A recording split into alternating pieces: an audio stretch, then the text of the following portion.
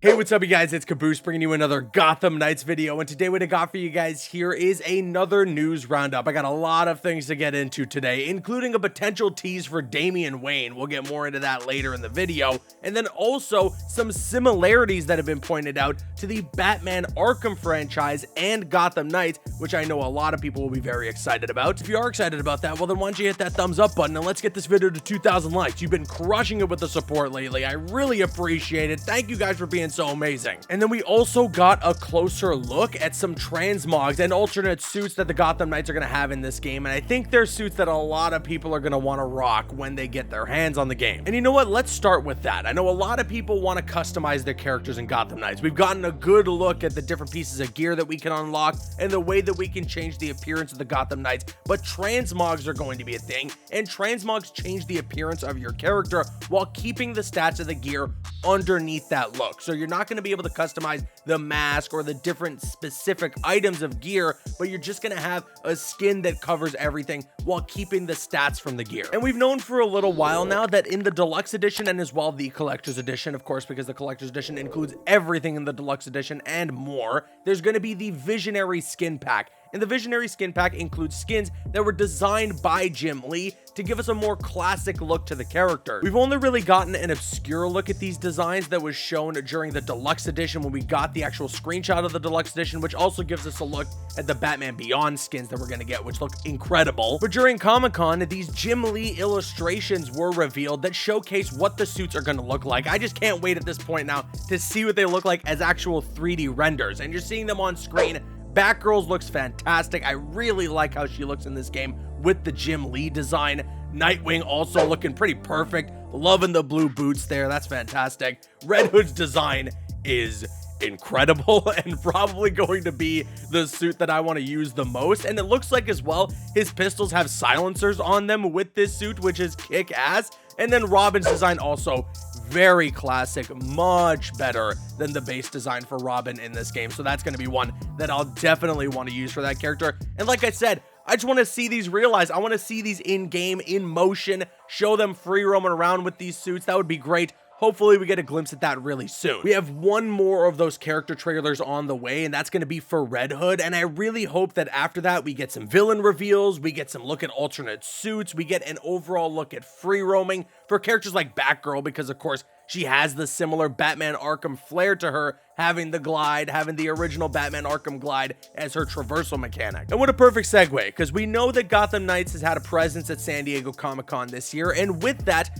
members of the media, members of press, had a chance to sit down and talk to some of the developers at WB Montreal working on Gotham Knights. Patrick Redding was one of those developers, and he sat down at a roundtable full of members of the media and asked them about Gotham Knights, and he had a very interesting answer regarding Batgirl and her similarities to the Batman Arkham franchise within Gotham Knights. So check this out. This was uploaded by Skewed and Reviewed. I'll leave the full link in the description box below. There's a lot of interesting answers in there from Patrick Redding about Gotham Knights that you're definitely going to want to listen to. But here's a little piece that really caught my eye. Which elements of the main characters do you think, in each case, what the gamer would identify with?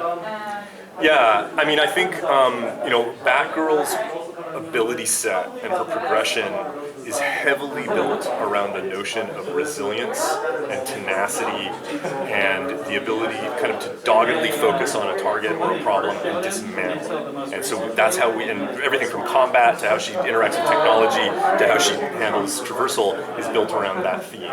So if you're the kind of player, and I to a certain extent I would say that Batgirl in some ways most closely resembles the Batman of the Arkham series, if you want to think of it in that respect.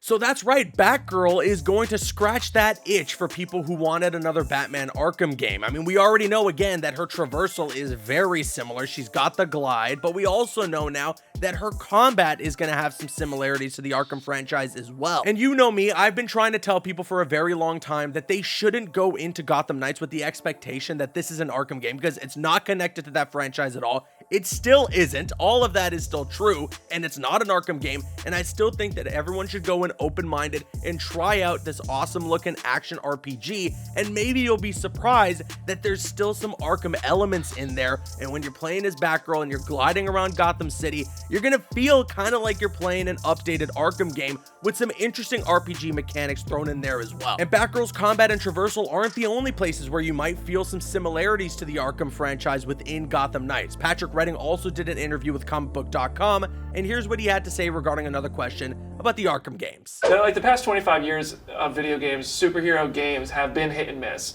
One of the biggest hits has been Batman the Arkham games. I'd love to hear, like a lot of people do associate Gotham and Batman with, that's the first thing that comes to mind for now.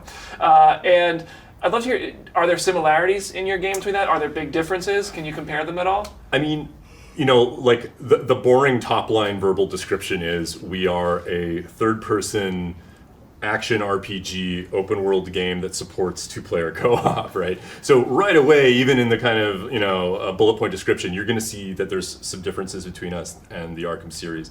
I'd say, you know, there's some shared DNA in the sense that we obviously have brawler mechanics and traversal and some gadget fantasy and some detective fantasy that I think will be familiar to players who've played the Arkham series.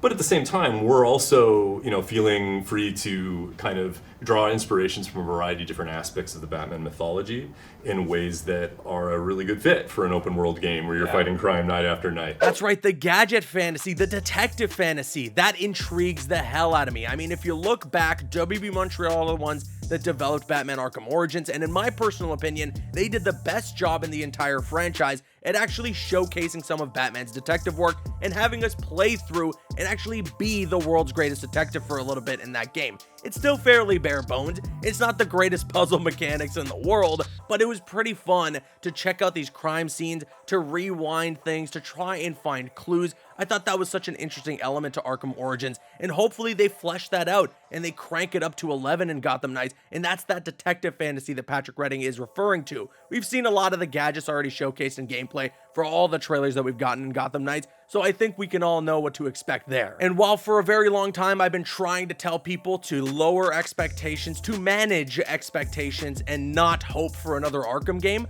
I think that people are going to be pleasantly surprised now, considering all the information that's come out of these interviews, that this game might still have some of the Arkham magic. We'll just have to wait and see, but there's also another piece from this same interview that I wanted to point to during comicbook.com's discussion with Patrick Redding. They asked him a very interesting question about Damian Wayne. Listen to this. I do want to ask of the characters there, like Batman does have plenty of sidekicks and rogues to choose from. Was Damian Wayne ever a character you considered?